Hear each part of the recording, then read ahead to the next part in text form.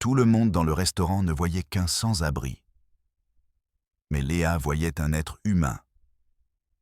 Alors que ni l'un ni l'autre ne savaient que cet homme grelottant sous son imperméable en plastique était en réalité Julien Vasseur, le PDG insaisissable du plus grand conglomérat technologique de Tokyo, pesant plus de 30 milliards d'euros. Il testait la loyauté de ses partenaires potentiels et ils échouaient lamentablement. Alors que le gérant hurlait et que les clients privilégiés ricanaient, Léa fit la seule chose qui allait changer sa vie à tout jamais. Elle le salua dans la seule langue qui résonnait pour lui comme un foyer. Voici l'histoire de la façon dont une simple phrase en japonais a renversé un empire et couronné une reine. La pluie sur Paris ne se contentait pas de tomber. Elle semblait vouloir punir le bitume des rues. C'était une averse torrentielle, le genre de déluge qui transformait les caniveaux de l'avenue Montaigne en rivières impétueuses de boue grise et de débris urbains. À l'intérieur du pavillon d'or, l'un des restaurants français les plus exclusifs de la capitale, la tempête n'était rien de plus qu'un bourdonnement étouffé contre le triple vitrage isolant. Dans la salle, l'air embaumait l'huile de truffe, le vieux cognac et l'argent ancien. Benoît, le directeur général du pavillon d'or, faisait les 100 pas près du pupitre d'accueil, consultant sa Rolex pour la 10e fois en 3 minutes. Il essuya une tache de poussière microscopique sur le podium en acajou massif. « Écoute-moi bien », siffla Benoît à l'attention de l'hôtesse. Une jeune fille terrifiée nommée Émilie. Ce soir est la nuit la plus importante de l'histoire de cet établissement. Nous recevons le conseil d'administration du groupe Montfort à 20h précises. Il rencontre le PDG d'Omnitech Japon. Est-ce que tu saisis l'enjeu? Cette fusion se chiffre en milliards. Si une fourchette est de travers, si l'eau n'est pas rafraîchie à exactement 4 degrés, des têtes vont tomber. Ma tête d'abord, puis la tienne, c'est compris? Oui, monsieur, couina Émilie. Nous avons besoin que la table pour 6 près de la fenêtre soit impeccable. Et garde les indésirables à l'écart. Benoît lissa ses revers de veste. Nous voulons que l'atmosphère hurle l'élite. À ce moment précis, les lourdes doubles portes en chêne grincèrent. Une rafale de vent s'engouffra dans le hall chaleureux, apportant avec elle l'odeur de l'asphalte mouillé et de l'ozone. Benoît se retourna brusquement, son sourire de bienvenue se transformant instantanément en un rictus de dégoût pur. Debout sur le tapis persan épais, se tenait un homme qui semblait avoir été traîné à travers un ouragan. Il était âgé, peut-être vers la fin de la cinquantaine, avec des cheveux grisâtres plaqués sur son front par la pluie battante. Il portait un poncho en plastique bon marché et surdimensionné qui laissait s'écouler des cascades d'eau sur le sol immaculé. En dessous, ses vêtements paraissaient sombres et informes. Il serrait contre sa poitrine une sacoche en cuir usé, comme si elle contenait ses seuls biens terrestres. Le restaurant devint subitement silencieux. Le cliquetis de l'argenterie s'arrêta net. À la table 4, Marc, un gestionnaire de fonds spéculatifs qui dépensait plus en vin que la plupart des gens en loyer, leva les yeux et éclata d'un rire sonore. « Tiens, Benoît, tu laisses entrer les chats errants maintenant ?» Le visage de Benoît prit une teinte violacée. Il marcha vers l'homme, ses chaussures cirées claquant agressivement sur le marbre. « Excusez-moi », aboya Benoît, s'arrêtant à 1 mètre pour éviter les éclaboussures. « Vous ne pouvez pas être ici. C'est un établissement privé. La soupe populaire est à 6 pâtés de maison d'ici, près de la gare. » L'homme plus âgé leva les yeux. Ses yeux étaient sombres, fatigués et bordés de rouge. Il tremblait violemment. Il s'éclaircit la gorge. « J'ai juste besoin d'une table, » dit l'homme. Sa voix était rauque, son français teinté d'un accent mais parfaitement clair. « Un repas chaud. S'il vous plaît, je peux payer. » « Payer ?» Benoît rit d'un son cruel et tranchant. « Avec quoi? Des canettes recyclées? Regardez le sol. Vous gâchez un tapis à 10 000 €. Sortez d'ici avant que j'appelle la police. » L'homme fit un pas chancelant en avant. « J'attends quelqu'un. J'ai très froid. Je me fiche que vous soyez en train de geler. » Trancha Benoît, pointant un doigt manucuré vers la sortie. « Vous êtes mauvais pour les affaires. Regardez mes clients. Vous dérangez l'élite de Paris. » Dehors, immédiatement. Depuis le fond de la salle à manger, Léa regardait la scène se dérouler avec une boule au ventre. Léa avait 26 ans, des yeux fatigués et un uniforme légèrement trop grand pour sa silhouette fine. Elle enchaînait les doubles services depuis 3 semaines consécutives. Sa mère était à l'hôpital d'Aubervilliers à cause de complications liées au diabète. Et les factures médicales s'accumulaient sur le comptoir de sa cuisine comme un gratte-ciel de papier. Elle avait besoin de ce travail. Elle avait besoin des pourboires. Mais elle avait aussi un cœur. Elle voyait la façon dont la main de l'homme âgé tremblait alors qu'il agrippait son sac. Elle voyait l'humiliation brûler sur ses joues. Il n'était pas agressif. Il était épuisé. « Benoît », intervint Léa d'une voix basse. « Peut-être pourrions-nous l'installer dans le coin arrière, près de la cuisine. C'est vide. Il veut juste une soupe. » Benoît tourna la tête, lui lançant un regard noir. « Est-ce que j'ai demandé ton avis, Léa ? Tu es serveuse. Ton travail est de porter des assiettes, pas de diriger un centre social. Si tu veux l'aider, tu peux le rejoindre dans la rue. Est-ce que tu as envie de perdre ton emploi ce soir avec les factures de ta mère ?» La menace resta suspendue dans l'air, lourde et empoisonnée. Benoît connaissait sa situation. Il s'en servait comme d'un levier chaque jour. Léa se mordit la lèvre, regardant tour à tour le gérant en colère et l'homme frissonnant. L'homme la regarda, et pendant une seconde, leurs regards s'accrochèrent. Il ne lui semblait pas être un mendiant. Il y avait une intensité étrange dans son regard, une dignité que le poncho bon marché ne pouvait dissimuler. « Je ne partirai pas, » dit l'homme doucement mais fermement. « J'ai faim. » Benoît fit signe au vigile, un homme massif nommé Tony, qui se tenait près de l'entrée. « Tony, débarrasse-moi de cette ordure. Jette-le dans l'allée. » Tony s'avança en faisant craquer ses articulations. Les riches clients regardaient avec amusement, traitant la cruauté comme une performance théâtrale durant leur dîner. « Attendez, » dit Léa. Elle ne pouvait pas s'en empêcher. Le désespoir dans la posture de l'homme lui brisait le cœur. Elle s'interposa entre Tony et le vieil homme. « S'il vous plaît, laissez-le simplement s'asseoir à mon rang, dans le box caché derrière le pilier. Personne ne le verra. Je m'occuperai de lui. S'il ne paie pas, vous pourrez le déduire de mes pourboires. » Benoît la dévisagea, calculant mentalement. Il regarda l'horloge. Il était 19h15. Les investisseurs seraient là dans 45 minutes. Une scène avec la police traînant un homme dehors pourrait paraître pire que de simplement le cacher. « Très bien, » cracha Benoît. « Cache-le. Mais s'il fait le moindre bruit ou s'il empeste la salle, tu es virée, Léa. Et je m'assurerai que tu ne travailles plus jamais dans cette ville. » Léa hocha la tête rapidement. Elle se tourna vers l'homme et lui offrit un sourire doux. « Venez avec moi, monsieur. Enlevons ce manteau mouillé. » L'homme regarda Benoît, puis les clients moqueurs, et enfin Léa. Il fit un petit signe de tête presque imperceptible. Il la suivit jusqu'au box isolé dans l'ombre, laissant une traînée d'eau derrière lui. Léa le guida vers le box, qui était abrité par un grand aquarium décoratif. C'était privé et calme.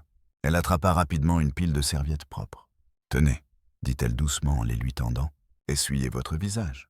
Je vais vous apporter une serviette chaude. » L'homme prit les serviettes. Ses mains tremblaient tellement qu'il faillit les faire tomber. « Merci, » murmura-t-il. « Tous les autres ne voient que le manteau. »« Les gens peuvent être cruels, » dit Léa, sa voix remplie d'une empathie sincère. Elle ne le traitait pas comme un cas social. Elle le traitait comme un grand-père. « Mais vous êtes en sécurité ici pour l'instant. Je m'appelle Léa. Je suis... » Il s'éclaircit la gorge. « Julien, » dit-il.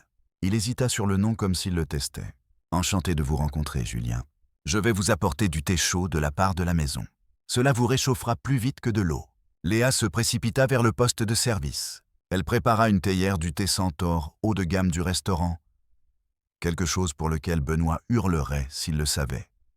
Car cela coûtait 20 € la théière.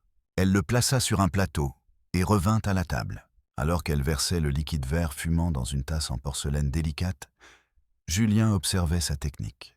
Elle ne se contentait pas de verser. Elle versait avec un rythme spécifique, tenant le couvercle de la théière, ne remplissant la tasse qu'à 70%. Il prit une gorgée et ferma les yeux. La chaleur semblait redonner des couleurs à son visage pâle. Puis il marmonna quelque chose à voix basse. C'était calme, à peine audible par-dessus le ronronnement des filtres de l'aquarium. « Samoyhon, il fait vraiment froid, n'est-ce pas ?» Léa se figea. Elle tenait le menu, sur le point de le lui tendre. Ses oreilles s'étaient dressées. Elle connaissait ces sons. 3 ans auparavant, avant que sa mère ne tombe malade, Léa avait passé une année à Tokyo pour enseigner le français. Elle avait adoré la culture, la politesse, l'attention aux détails. Elle avait étudié la langue avec diligence, espérant devenir traductrice un jour avant que la vie ne la force à revenir à Paris pour payer les factures médicales. Elle regarda Julien. Il avait l'air misérable. Il avait besoin de plus que du thé. Il avait besoin de se sentir considéré. Sans réfléchir, elle inclina légèrement la tête. Pas une révérence de servante, mais une salutation respectueuse. « Okaeri Naze », dit-elle doucement. « Bienvenue malgré le froid. Nanika o mochi shimashou ka ? Dois-je vous apporter quelque chose de chaud ?» Les yeux de Julien s'ouvrirent brusquement. La tasse s'arrêta à mi-chemin de sa bouche. Le regard fatigué et vaincu dans ses yeux disparut, remplacé par un choc profond. Il regarda la serveuse aux cheveux clairs et aux yeux bleus au milieu de Paris. Stupéfait. « Nihongo ga haneru no ? Vous parlez japonais ?» demanda-t-il, sa voix plus assurée maintenant. Léa sourit, un sourire chaleureux et sincère. « Juste un peu. J'ai vécu à Tokyo il y a longtemps.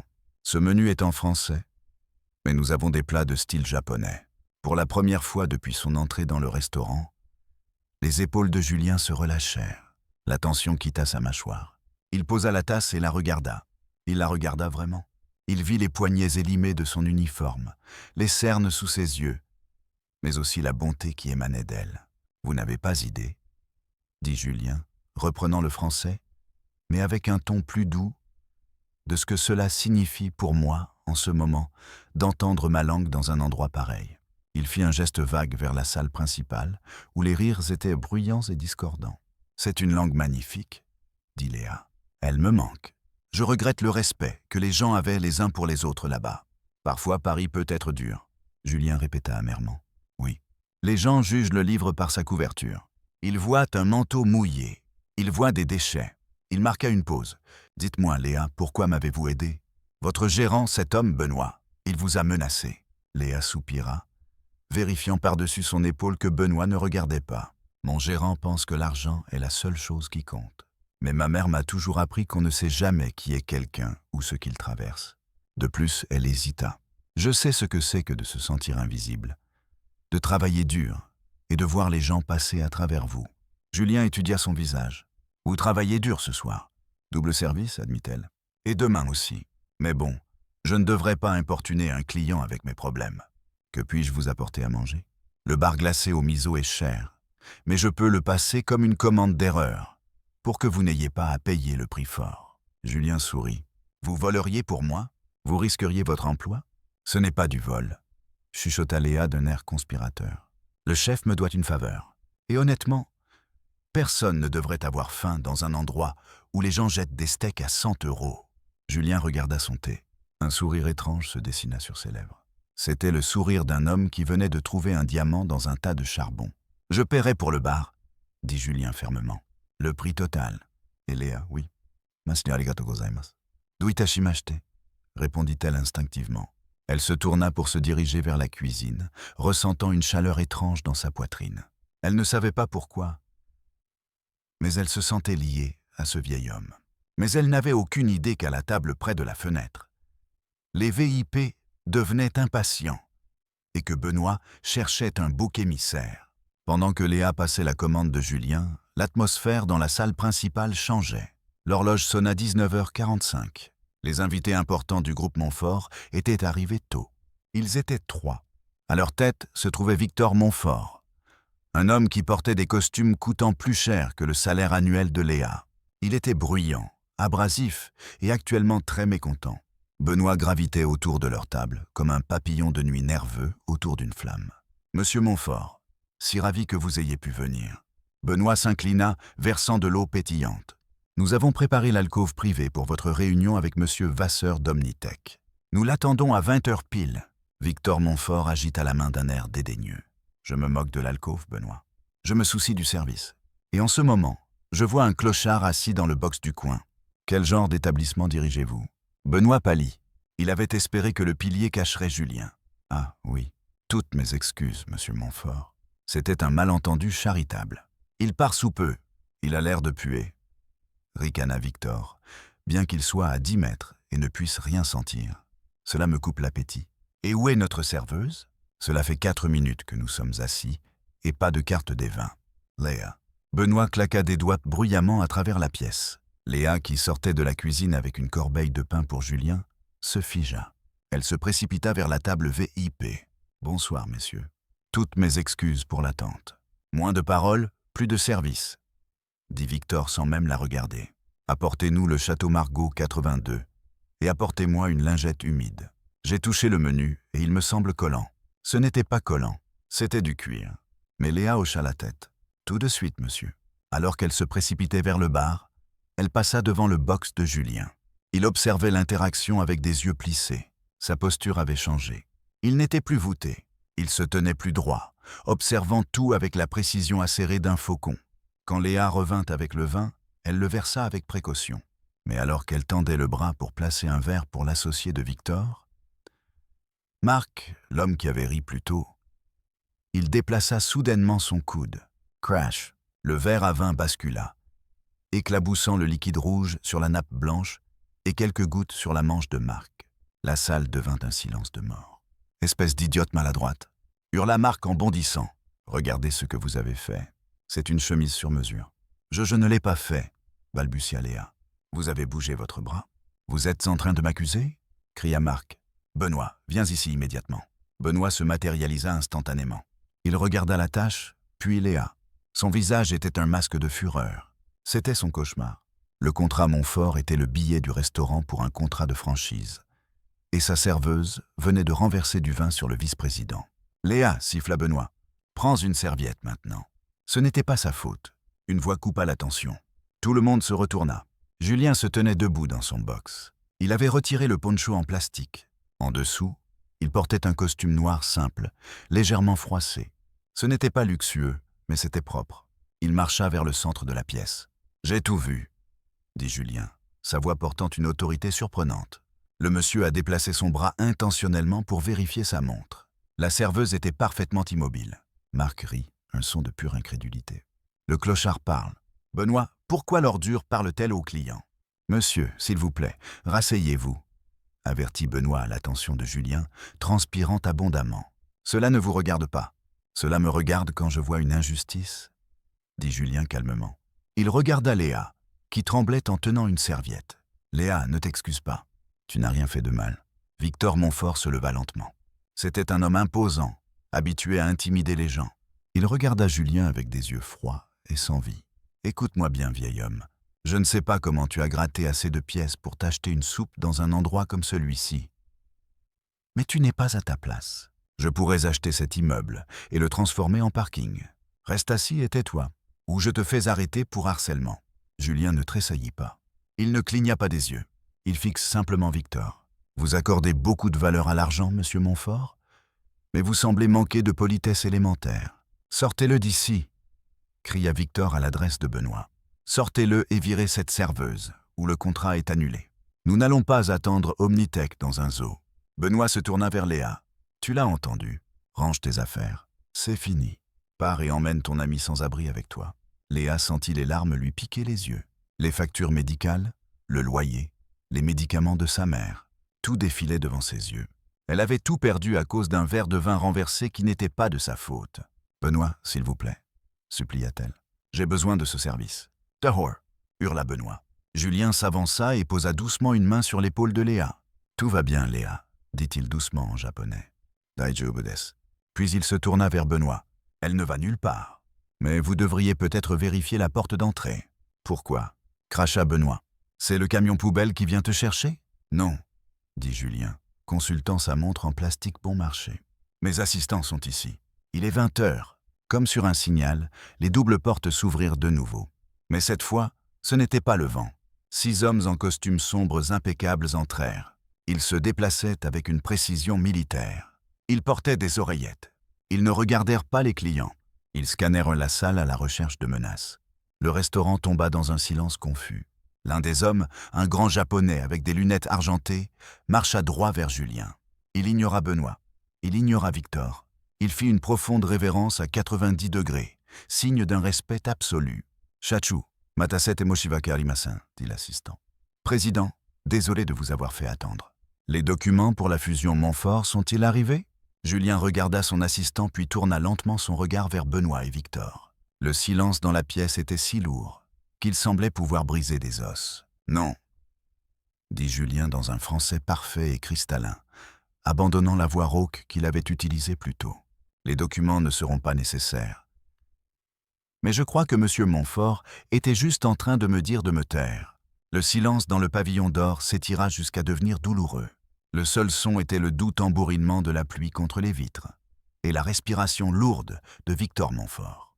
Victor fixait l'assistant japonais qui restait incliné dans une révérence parfaite. Les mots « Chachou, président » résonnaient dans les oreilles de Victor. Il regarda le vieil homme grelottant dans son costume bon marché, l'homme qu'il venait de menacer de faire arrêter. Son cerveau refusait de faire le lien. « Président ?» bafouilla Victor, un rire nerveux s'échappant de ses lèvres. « Qu'est-ce que c'est que ça? Une sorte de performance artistique? Qui a engagé ces acteurs ?» Julien Vasseur ne répondit pas immédiatement. Il déboutonna calmement la veste humide de son costume noir bas de gamme. Il s'en débarrassa. L'assistant debout à côté de lui la rattrapa avant qu'elle ne touche le sol, la pliant avec dévotion. En dessous, Julien portait une chemise qui était froissée, certes, mais elle était faite d'un coton égyptien si fin qu'il semblait presque scintiller sous la lumière ambiante. Il ajusta ses poignets, révélant des boutons de manchette qui étaient des sphères de platine discrètes, valant plus que la voiture que conduisait Benoît. Julien se tourna lentement, sa posture se transformant littéralement. Les épaules voûtées de l'invité indésirable s'effacèrent. Il se tint droit, dégageant une énergie froide et redoutable qui remplit toute la salle à manger. Ses yeux, auparavant larmoyants et fatigués, étaient maintenant tranchants comme des lames d'obsidienne. « Monsieur Montfort ?» dit Julien, sa voix profonde et résonnant avec l'assurance absolue d'un homme qui contrôlait des économies entières. « Vous attendiez le PDG d'Omnitech Japon. Je m'excuse pour la mise en scène. Ma limousine a crevé à 6 pâtés de maison d'ici. La pluie était forte, et j'ai décidé de marcher plutôt que d'attendre. J'ai sous-estimé la tempête. » Le visage de Victor se vida de toutes couleurs. Il passe du pâle au gris.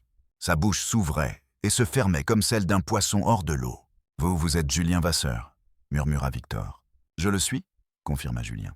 Il désigna la salle d'un geste de la main. « Et je dois dire que l'accueil que j'ai reçu a été fort instructif.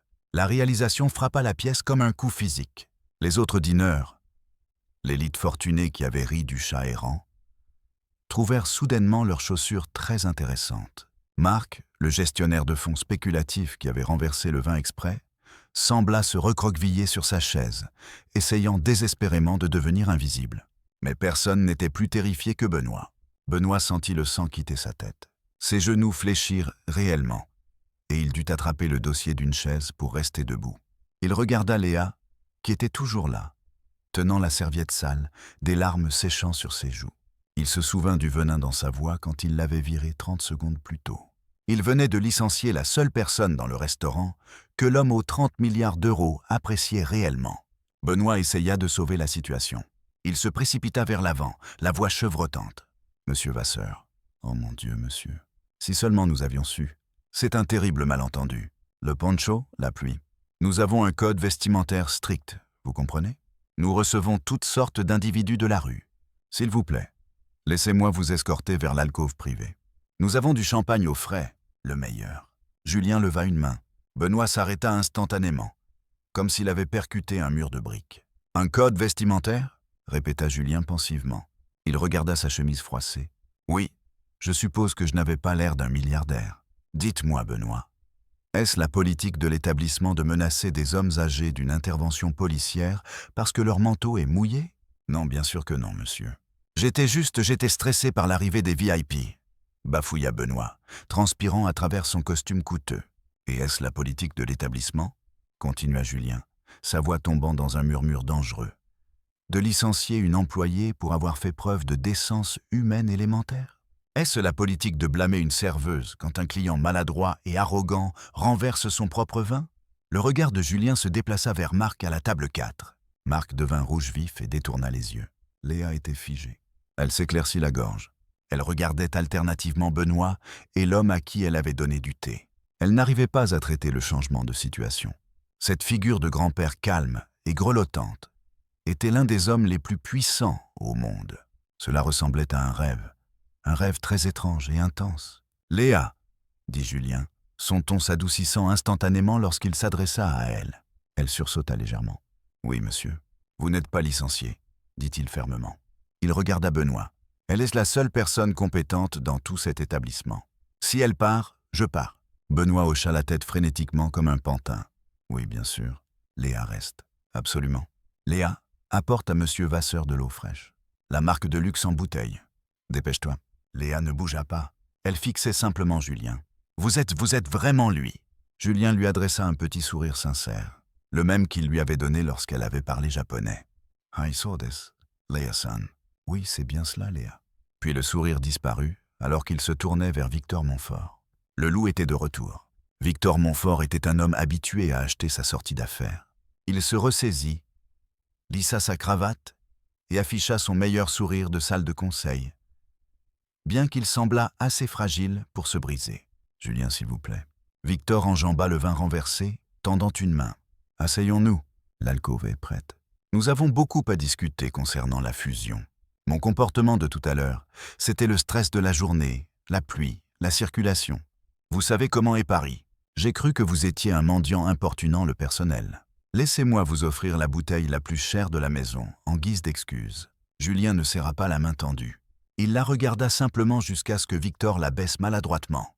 « Kenji, » dit Julien à son assistant principal sans quitter Victor des yeux. « Quelle est l'évaluation actuelle de la fusion proposée entre Omnitech et le groupe Montfort ?»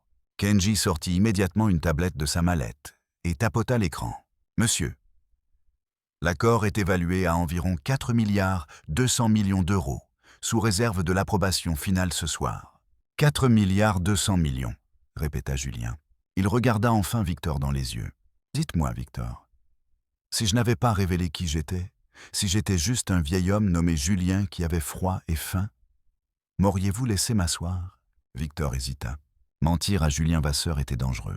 Dire la vérité était pire. « Je hais bien, c'est un lieu d'affaires, Julien. Nous avons des standards. » « Des standards ?» Julien cracha le mot comme du poison. Il fit un pas vers Victor, envahissant son espace personnel.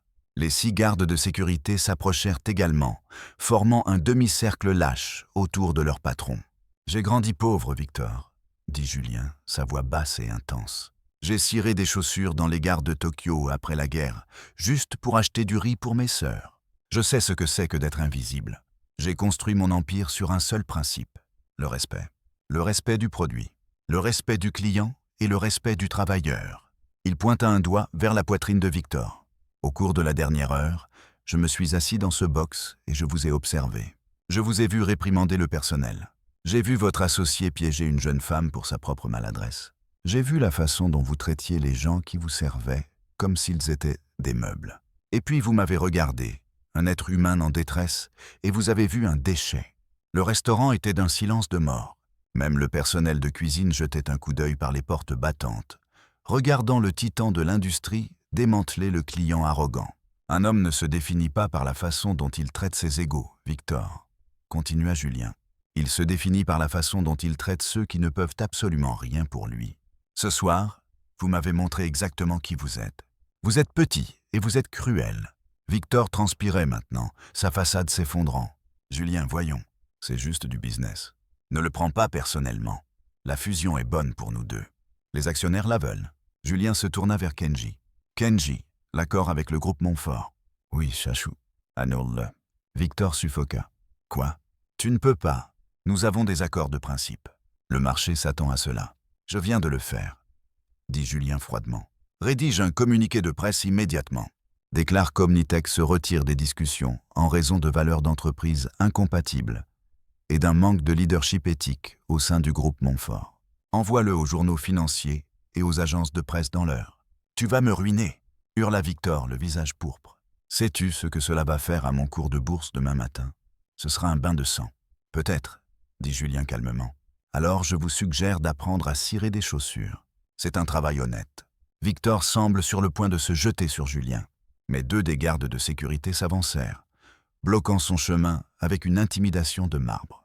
Victor jura entre ses dents, attrapa son manteau et sortit précipitamment, son entourage se bousculant derrière lui comme des chiens battus. Quand la porte claqua, l'énergie dans la pièce changea à nouveau. Julien se tourna lentement vers Benoît. Benoît s'appuyait contre le pupitre d'accueil, l'air d'être sur le point de vomir. Il avait vu le sort de Victor Montfort, un homme valant des centaines de millions, détruit en 30 secondes. Qu'arriverait-il à un gérant de restaurant ? « Monsieur Vasseur, » gémit Benoît, « s'il vous plaît, je ne faisais que mon travail. J'ai un prêt immobilier. » Julien étudia le restaurant, regardant les lustres coûteux, les tapis moelleux, la prétention de l'ensemble. « Votre travail, Benoît, est l'hospitalité. La racine de ce mot est hospitalier, accueillant. Julien secoua la tête avec dégoût.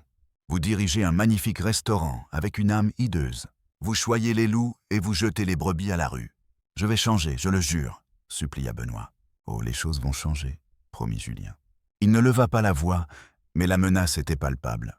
Je ne possède pas ce restaurant, donc je ne peux pas vous licencier. Mais je connais du monde. Je connais les critiques des guides gastronomiques. Je passerai des appels demain. Je leur dirai exactement quel genre d'établissement est le Pavillon d'Or. J'imagine que vos étoiles vont commencer à disparaître très rapidement. Benoît ferma les yeux, vaincu. Sa réputation dans la ville était terminée.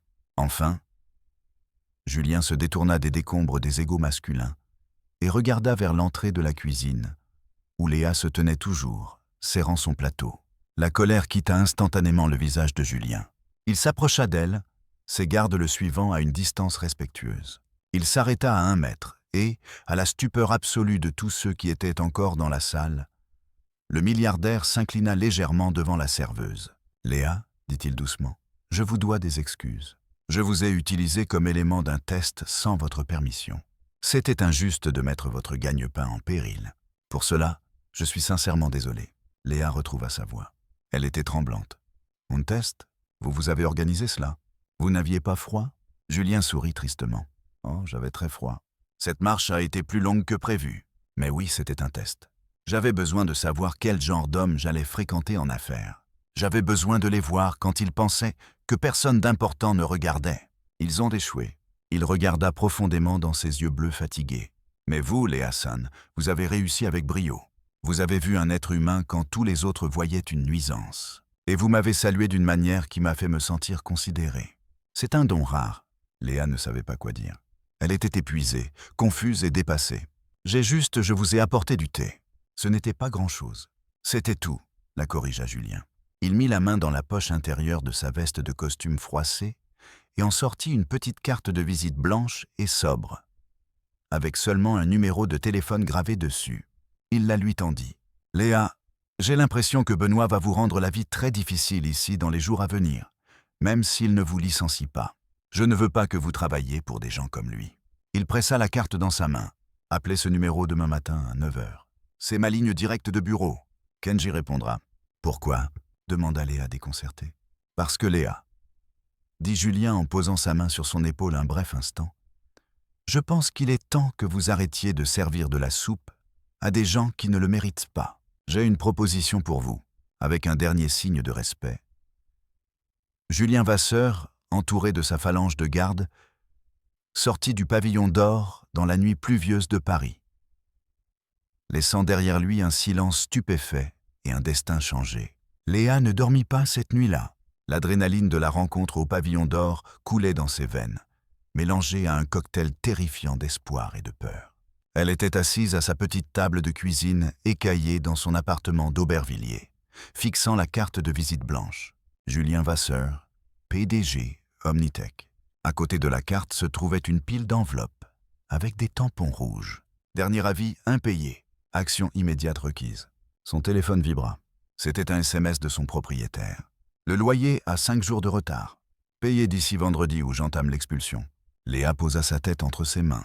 La partie rationnelle de son cerveau, celle qui avait été malmenée par des années de lutte, lui disait que c'était une farce, ou pire, de la pitié. Les milliardaires n'embauchaient pas des serveuses, juste parce qu'elles servaient le thé correctement. Si elle quittait son emploi au restaurant et que cela ne menait à rien, elle se retrouverait à la rue. Mais ensuite, elle se souvint des yeux de Julien. Il n'y avait pas de pitié en eux, seulement de la reconnaissance. Il l'avait regardé comme un maître joaillier regarde un diamant brut. Le lendemain matin, la pluie s'était dissipée, laissant la ville récurée, propre et lumineuse. Léa mit sa meilleure tenue, un blazer bleu marine qu'elle avait acheté dans une friperie et un chemisier blanc propre. Elle prit le métro vers le centre de Paris, l'estomac noué pendant tout le trajet. Elle n'alla pas au Pavillon d'Or. Elle téléphona. « Benoît » dit-elle quand il répondit, sa voix tremblant légèrement. « Léa ?» La voix de Benoît était un mélange de panique et de fausse douceur. « Écoute, à propos d'hier soir, j'étais sous pression. Tu sais ce que c'est. Viens juste pour le service du déjeuner. Je te donnerai le bon rang, la terrasse. Je ne viendrai pas, Benoît, dit-elle en serrant son téléphone. Je démissionne. Tu quoi? Tu ne peux pas démissionner, hurla Benoît. Tu as besoin de ce boulot. Tu n'es rien sans cet endroit. Tu crois que ce vieil homme va vraiment t'aider? Il t'a probablement déjà oublié. Ne sois pas stupide, Léa. Il m'a peut-être oublié, dit Léa, se surprenant elle-même par sa propre conviction. Mais je n'ai pas oublié comment vous l'avez traité. Je préférerais mourir de faim plutôt que de vous voir intimider une autre personne. Elle raccrocha avant qu'il ne puisse hurler à nouveau. Elle resta sur le trottoir, respirant l'air frais. Elle était au chômage. Elle était terrifiée. Mais pour la première fois depuis des années, elle se sentait libre. Elle marcha 6 pâtés de maison jusqu'à la tour Omnitech. C'était un monolithe de verre et d'acier qui transperçait le ciel, reflétant les nuages. Cela faisait paraître le pavillon d'or pour un stand de hot-dog. À la réception, la sécurité était plus stricte qu'à l'aéroport. « Je suis ici pour voir Monsieur Vasseur », dit Léa à la réceptionniste, se sentant incroyablement petite dans l'immense hall en marbre. La réceptionniste, une femme aux cheveux parfaits portant un casque, regarda Léa de haut en bas avec scepticisme. « Monsieur Vasseur?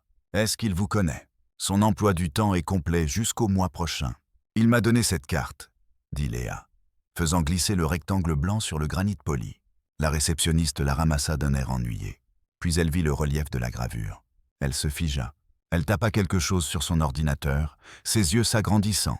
Son attitude changea instantanément. « Mademoiselle Miller ?» demanda la réceptionniste d'une voix feutrée. « Toutes mes excuses. Monsieur Vasseur a donné des ordres permanents pour votre arrivée. Kenji est en route pour vous escorter personnellement. Veuillez vous asseoir dans le salon VIP. » Léa s'assit sur un canapé en cuir qui coûtait probablement plus cher que les traitements médicaux de sa mère. Quelques instants plus tard, l'ascenseur sonna et Kenji, l'assistant stoïque de la veille, en sortit. Il ne portait pas son oreillette aujourd'hui. Et son expression était légèrement plus douce. « Bonjour, Léa-san », dit Kenji en s'inclinant légèrement. « Monsieur Vasseur vous attend. » Le trajet en ascenseur jusqu'au 80e étage fut si fluide que Léa ne sentit même pas le mouvement. Mais ses oreilles se bouchèrent. Quand les portes s'ouvrirent, elle entra dans un bureau qui ressemblait davantage à un jardin zen suspendu dans le ciel. Il y avait des bonsaïs, un petit bassin de carpe koi et des baies vitrées, offrant une vue panoramique sur tout Paris. Julien Vasseur se tenait près de la fenêtre, nourrissant les poissons. Il portait un costume gris aujourd'hui, taillé à la perfection. « La vue est différente d'ici, n'est-ce pas ?» dit Julien sans se retourner. « C'est terrifiant, » admit honnêtement Léa. « Et magnifique. » Julien rit doucement et se retourna. La plupart des gens disent simplement « magnifique ». J'aime le fait que vous admettiez la terreur. L'ambition est toujours un peu effrayante. Il désigna une chaise face à son bureau. « Asseyez-vous, Léa. Parlons de votre avenir. » Léa s'assit, serrant son sac à main. « Monsieur Vasseur, je ne veux pas de charité. J'apprécie ce que vous avez dit hier soir. Mais je ne suis qu'une serveuse. J'ai une licence de lettres que je n'ai jamais utilisée. Et je connais un peu le japonais parce que j'ai vécu là-bas 1 an. Je ne connais rien aux affaires d'entreprise. J'ai 3000 employés qui s'y connaissent en affaires, » dit Julien en agitant la main d'un air dédaigneux. « J'ai des diplômés de grandes écoles de commerce. J'ai des requins qui peuvent sentir le sang dans l'eau. Savez-vous ce que je n'ai pas ?» Léa secoua la tête. « Je n'ai pas de pont, » dit Julien. Il se pencha en avant. Omnitech est une entreprise japonaise qui essaie de naviguer sur le marché occidental. Nous perdons constamment des contrats à cause de malentendus culturels. Mes cadres français sont trop agressifs. Mes cadres japonais sont trop réservés. Ils parlent sans se comprendre. Ils ne respectent pas la nuance. » Il la regarda intensément. « Hier soir, vous avez fait quelque chose que personne d'autre dans cette pièce n'a pu faire. Vous avez lu l'air Kouki Woyomo. Vous avez compris qu'un homme transi de froid avait plus besoin de dignité que de nourriture. Vous avez signalé votre respect par votre langue et votre posture. Ce n'est pas une compétence de service, Léa. C'est un super pouvoir diplomatique. Alors, vous voulez que je sois traductrice ? Demanda Léa. Non, sourit Julien. Je veux que vous soyez une liaison culturelle. Vous travaillerez directement sous les ordres de Kenji. Votre travail sera d'assister aux réunions, d'observer les dynamiques et de nous dire ce qui nous échappe. Vous nous aiderez à combler le fossé entre le siège de Tokyo et les partenaires parisiens. Vous apprendrez à mes loups à avoir des manières et vous apprendrez à mes traditionalistes à s'exprimer. » Il fit glisser un contrat sur le bureau. Le salaire de départ est de 120 000 € par an, avec tous les avantages sociaux et une prime de signature qui devrait couvrir toutes vos dettes immédiates. Léa fixe le chiffre. C'était plus d'argent qu'elle n'en avait gagné au cours des 5 dernières années cumulées. Des larmes montèrent dans ses yeux, chaudes et rapides. Elle ne put les retenir. Je ne sais pas quoi dire, murmura-t-elle. Ma mère, cela va la sauver. Ne dites rien, dit Julien doucement. Signez simplement. Il s'éclaircit la gorge. Et Léa, préparez-vous à travailler plus dur que jamais dans votre vie. Je ne vous paie plus pour porter des plateaux. Je vous paie pour porter des relations. Léa essuya ses yeux, prit le lourd stylo-plume et signa son nom. Les 6 mois suivants furent un tourbillon d'épuisement et d'exaltation. Si Léa pensait que porter des plateaux était difficile, elle n'était pas préparée au rythme d'Omnitech. Elle n'avait pas de week-end. Elle n'avait pas de temps libre. Elle était au bureau à 6 heures du matin pour étudier la hiérarchie de l'entreprise. Et elle y restait jusqu'à 22 heures pour revoir les transcriptions des négociations. Kenji était un mentor exigeant. Il était strict, précis et n'acceptait aucune excuse. « Non, Léa-san, disait Kenji en tapotant un document. Vous avez traduit les mots, mais vous avez manqué le sens. Quand le directeur a dit « je vais y réfléchir », il voulait dire non. Vous devez entendre ce qui n'est pas dit. Léa apprit. Elle absorba tout. Elle troqua son uniforme de serveuse trop grand pour des tailleurs pantalons ajustés et élégants. Elle coupa ses cheveux en un carré professionnel et lisse. Elle apprit à marcher non pas avec le pas précipité d'une employée de service, mais avec la foulée mesurée et confiante d'une cadre. Son premier test survint 3 mois plus tard, lors d'une négociation avec une firme pétrolière texane. Les Texans étaient bruyants et impétueux, se tapant dans le dos et faisant des blagues. L'équipe japonaise était silencieuse et impassible. L'accord était en train de capoter. Léa, assise à l'arrière, remarqua que le vice-président japonais, M. Tanaka, frottait continuellement son pouce contre sa tasse de thé, un signe d'irritation extrême qu'elle avait appris à repérer. Les Texans avaient apporté un cadeau, un ensemble de couteaux à steak de luxe. Au Japon, offrir n'importe quoi qui coupe peut symboliser la rupture d'une relation. C'était un désastre. Léa se leva discrètement pendant une pause. Elle s'approcha du chef des Texans. « Monsieur Conway, dit-elle doucement, puis-je suggérer une chose? Les couteaux sont magnifiques, mais dans la culture de M. Tanaka, ils envoient un message confus. Si vous les présentez comme un outil pour sculpter notre avenir ensemble et que vous lui demandez peut-être une pièce de monnaie en retour pour les lui vendre symboliquement, cela annule le mauvais sort. Cela transforme une rupture en une transaction de confiance. » Conway la regarda surpris. « C'est vrai, je pensais juste lui faire un beau cadeau. » « Je sais. » Léa sourit. « Faites-moi confiance. » Quand la réunion reprit, Conway fit exactement ce qu'elle avait suggéré. Le visage de M. Tanaka se transforma. Il rit, donna la pièce et la tension s'évapora. L'accord fut signé 1 heure plus tard. À la marque des 6 mois, Léa n'était plus assise à l'arrière. Elle était assise à la droite de Julien. Elle avait remboursé toutes les factures médicales de sa mère. Elle l'avait installée dans un établissement de soins privés avec un jardin. Elle avait son propre appartement dans le centre de Paris, avec vue sur la Seine. Mais elle n'avait pas oublié d'où elle venait. Elle laissait toujours des pourboires de 50% partout où elle allait. Elle se souvenait encore de la sensation des chaussures mouillées et des pieds endoloris. Un mardi après-midi d'octobre, Julien appela Léa dans son bureau. Il avait l'air sérieux. « Léa, nous avons une situation, » dit Julien. « Nous organisons le gala technologique mondial ce week-end. C'est le plus grand événement de l'année. Tous les grands PDG de la ville seront là. Nous dévoilons notre nouvelle initiative en intelligence artificielle. J'ai la liste des invités prête, monsieur, » dit Léa en tapotant sa tablette. « Bien, mais il y a une complication. » Il s'éclaircit la gorge. « Nous avons besoin d'un lieu. Notre lieu d'origine, le palace habituel, a eu une rupture de canalisation ce matin. C'est inondé. Nous avons besoin d'un remplaçant immédiatement. Quelque chose de haut de gamme, capable d'accueillir 300 VIP à court préavis. » Léa réfléchit un instant. « Le Ritz, le Meurice ?»« Déjà réservé, » dit Julien. « Cependant, il y a un endroit qui est disponible. Ils ont eu une annulation pour un mariage, mais j'ai une histoire personnelle là-bas. » Léa le regarda. Elle connaissait ce regard. « Le pavillon d'or ?» demanda-t-elle. « Le pavillon d'or ?» confirma Julien. « Benoît désespère de revenir dans mes bonnes grâces depuis que l'article sur Victor Montfort est sorti. Il envoie un mail à Kenji chaque semaine, suppliant pour une seconde chance. Le restaurant a perdu son étoile Michelin. Ils sont en difficulté. » Léa sentit un nœud froid dans son estomac. Elle n'avait pas revu Benoît depuis le jour où elle avait démissionné par téléphone. « Voulez-vous le réserver » demanda Léa. La question est, dit Julien en s'adossant à son siège, voulez-vous le réserver? Je ne leur donnerai pas un centime de nos affaires si cela vous met mal à l'aise. Nous pouvons organiser le gala dans le hall de la tour s'il le faut. Léa se dirigea vers la fenêtre. Elle regarda la ville. Elle se souvint de la jeune fille qui avait peur de s'exprimer. La jeune fille qui était intimidée par un homme dans un costume cher. Cette fille avait disparu. Elle se tourna vers Julien, un petit sourire féroce sur les lèvres. « Réservez-le, » dit Léa. « Mais je veux m'occuper personnellement des arrangements.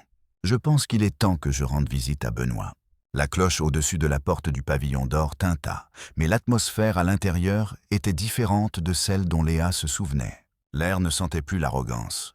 Il sentait le désespoir. Le rush du déjeuner était inexistant. Il y avait des tables vides partout. Benoît se tenait près du pupitre d'accueil, examinant un registre avec un froncement de sourcils gravé sur le front. Il paraissait plus vieux, plus mince. Son costume, habituellement impeccable, semblait un peu lâche. « Bienvenue au pavillon d'or. Avez-vous une réservation ?» Benoît leva les yeux. Son sourire de service à moitié formé, avant de se figer sur son visage. Léa se tenait à l'entrée. Elle ne portait pas son uniforme trop grand, aux poignets élimés. Elle portait un tailleur-pantalon anthracite en soie italienne. Des talons aiguilles vertigineux qui claquaient avec autorité sur le marbre. Et une montre en platine qui accrochait la lumière. Ses cheveux étaient impeccables, son maquillage parfait. Et elle tenait un porte-documents en cuir avec l'insigne d'Omnitech gravé en lettres d'or. Elle ne ressemblait pas à une serveuse. Elle ressemblait à la propriétaire de l'immeuble. « Bonjour Benoît », dit Léa. Sa voix était fraîche, assurée et dénuée de peur. Benoît cligna des yeux rapidement. Il plissa le regard comme s'il essayait de concilier l'image devant lui avec son souvenir. « Léa, c'est toi, c'est Mademoiselle Miller. » Le corrigea-t-elle doucement mais fermement. « Je suis ici pour représenter Julien Vasseur et Omnitech concernant la réservation du lieu pour le gala de samedi. » La mâchoire de Benoît tomba. Il se précipita autour du podium, les mains tremblant légèrement. « Vous êtes la représentante. Nous pensions qu'ils enverraient un avocat. Je veux dire, waouh. Vous êtes incroyable, Léa. »« Je, Mademoiselle Miller, » répéta-t-elle, passant devant lui pour entrer dans la salle. Elle se dirigea droit vers le box du coin, la table cachée où Julien s'était assis 6 mois auparavant. Elle fit glisser un doigt ganté sur le dossier de la chaise. « Nous sommes prêts à louer l'intégralité du restaurant pour la soirée, » dit Léa, ignorant ses compliments maladroits. « Cependant, M. Vasseur a des conditions spécifiques, et puisque je suis la directrice de la liaison culturelle, je serai chargée de les faire respecter. Tout ce que vous voudrez, » dit Benoît, sortant un mouchoir pour s'essuyer le front. « Tout ce dont vous avez besoin. Nous avons besoin de ce contrat, monsieur. » Mademoiselle Miller. Les affaires ont été calmes. Léa se tourna pour lui faire face. Condition numéro 1. Le box du fond reste vide. Personne ne s'y assoit. Il sera dressé avec un seul couvert, une théière de thé vert et un panneau réservé pour nous rappeler à tous d'où nous venons. Entendu? Benoît hocha la tête vigoureusement. Condition numéro 2. Continua Léa, ses yeux balayant les portes de la cuisine où elle voyait Émilie, la jeune hôtesse, qui regardait avec crainte. Chaque membre du personnel de service travaillant pour l'événement sera payé le triple de son taux horaire, payé directement par Omnitech en espèces avant le début du service. Et ils sont autorisés à garder 100% des pourboires. Pas de retenue de la direction. Benoît tressaillit. Prendre une part des pourboires était sa façon de gonfler ses marges. Triple? C'est très inhabituel. À prendre ou à laisser, Benoît, dit Léa en consultant sa montre. J'ai une réunion avec le directeur du Ritz dans 20 minutes. Ils ont une salle de bal magnifique. Non, cria Benoît, la panique le saisissant. Nous acceptons. Salaire triple. Absolument. Très bien. Léa s'approcha de lui, baissant la voix. Et condition numéro 3. Vous travaillerez personnellement en salle. Benoît se redressa, essayant de sauver un peu de dignité. Bien sûr, je superviserai le nom, l'interrompit Léa. Pas de supervision. Vous servirez. Vous porterez les plateaux. Vous verserez l'eau. Vous débarrasserez les assiettes. Vous découvrirez exactement ce que l'on ressent quand on sert des gens qui peuvent ou non reconnaître votre existence. Le visage de Benoît devint rouge d'une humiliation profonde. Vous voulez que je sois serveur? Y a-t-il quelque chose de mal à être serveur, Benoît? Demanda innocemment Léa en arquant un sourcil. Il me semble vous avoir entendu dire que c'était un privilège de travailler ici. Benoît la regarda, puis regarda les tables vides puis le contrat qu'elle tenait. Il réalisa qu'il n'avait pas le choix. Le rapport de force s'était inversé si complètement qu'il se tenait dans l'ombre de la femme qu'il avait autrefois menacée de mettre sur liste noire. « Non, » murmura Benoît, vaincu. « Il n'y a rien de mal à cela. Je le ferai. » Léa lui tendit le contrat. « Signez ici, et Benoît, assurez-vous que l'eau soit rafraîchie à exactement 4 degrés. Monsieur Vasseur déteste l'eau tiède. » Le samedi soir arriva et le pavillon d'or était méconnaissable.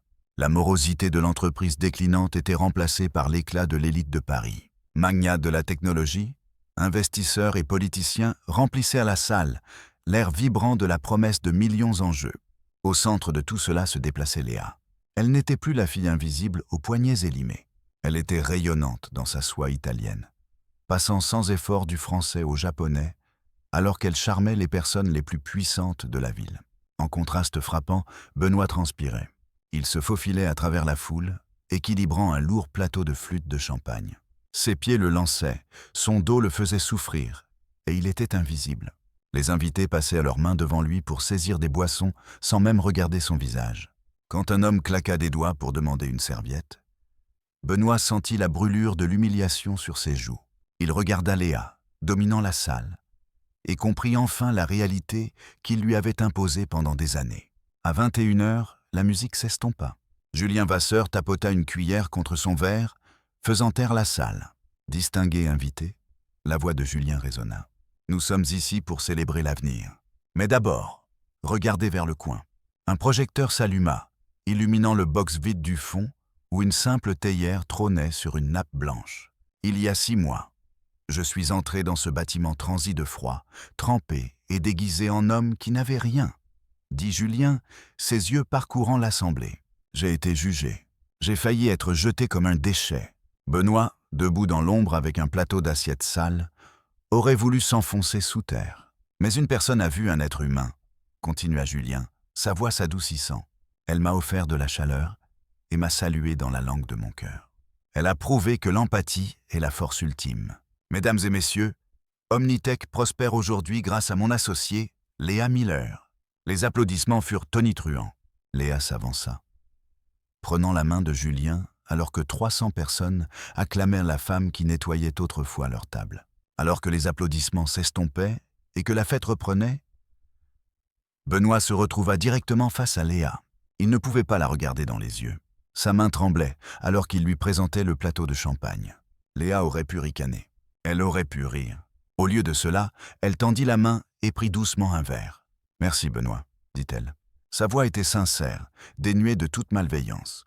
Benoît leva les yeux, choqué par sa grâce. « Vous avez l'air heureuse, Léa. »« Je le suis. » Elle sourit en prenant une gorgée. « Le thé est excellent ce soir. » Elle se détourna pour rejoindre les milliardaires, laissant Benoît avec son plateau et ses regrets.